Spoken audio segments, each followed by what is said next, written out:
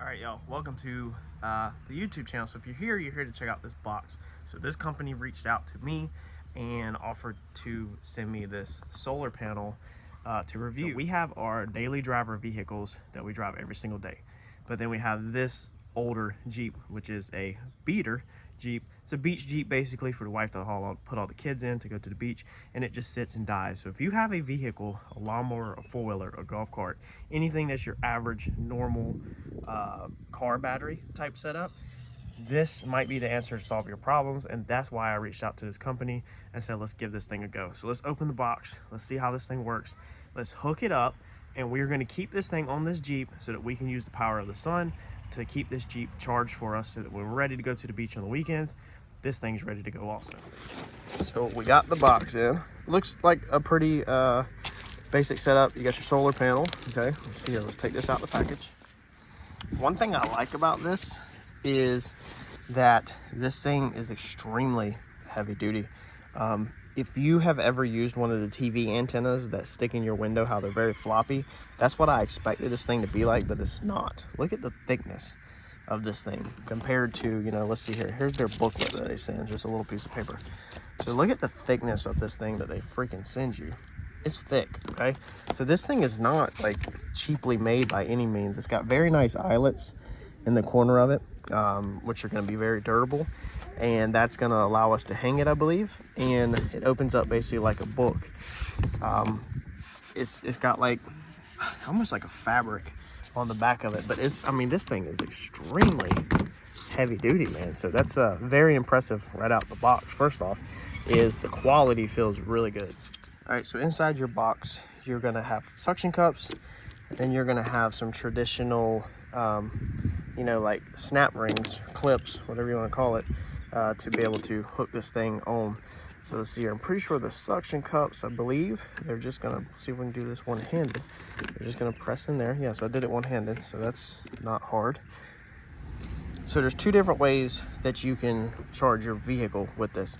So you can use the cigarette lighter, which will just plug into the cigarette lighter here and basically back charge the vehicle, or you can use these clips, which would go onto the battery. Super basic, easy to use setup. It has all the specifications in here. If you're wondering about anything, you can pause this video right now and get all the specs right here for you. So you ain't even got to go look it up or nothing. I'm giving everything to you. There's what's included, which I just went over it. And then there is the diagrams of basically how you can look it up. Cigarette lighter in there, or the alligator clips, like I said. Let's put this thing inside the Jeep. Let's actually turn our suction cups around. Let's put this thing inside the Jeep and let's try the cigarette lighter and plug it in. So our cigarette lighter is over here in the center. So we're gonna make sure our wires are on that side. We're gonna put it up here just like you would a traditional sunscreen for your vehicle to protect the dash or anything. All right, so we'll stick the sticky cups up there like that. Take our wire. We're gonna plug our lead in just like this, where you plug this thing in.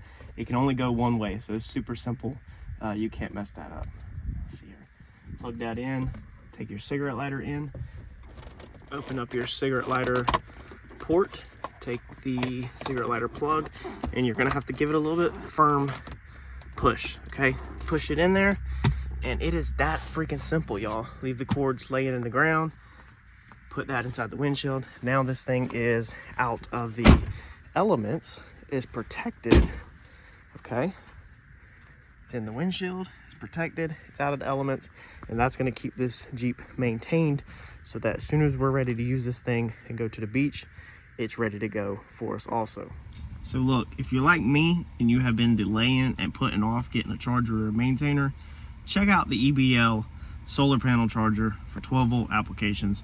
This thing could really save you the aggravation. Now they do recommend not to leave this thing in the rain and the elements and the weather and stuff like that. So maybe if you're gonna use it on like a lawnmower or something, if it's no chance of rain, set it out the day before and let this thing just top off the battery before you're gonna actually mow. You know, let's say you keep your lawnmower in a shed that's far away from the house that don't have a power supply.